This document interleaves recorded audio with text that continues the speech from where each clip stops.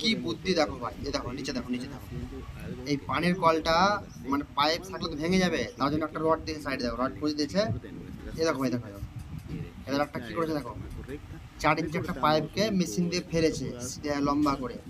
এই দেখো, তোমরা দেখো, আসো দেখো, তার দিয়ে বেঁধে দিলে, বেঁধে দেওয়ার পর কি করছে, মশলা নিয়েছে দেখো, মশলা দিয়ে ভরে দিচ্ছে।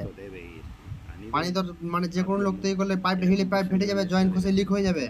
এবার দেখো কাজটা দেখো, এই যে এই কাজটা করে দিলে, কাজটা 100% ঠিক। আমার আমার জ্ঞানে বলে, তোমাদের জ্ঞানে কি বলে ভাইজানেরা তোমরাই বলবে, আর কমেন্টে আমাকে জানাবে। যদি কাজটা ভালো লাগে তো তোমরা কমেন্টে জানাবে, আর যদি খারাপ লাগে তাও কমেন্টে জানাবে আমাকে।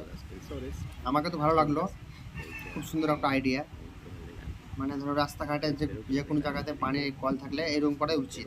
বেকার পাইপ থাকলে পাইপ ভেঙে যাবে, এটা কোনো ঝামেলা নেই। ধরো সিম্পল একটা ব্যাপার, ছোট্ট একটা নলেজ, একটা চুটকি মেরে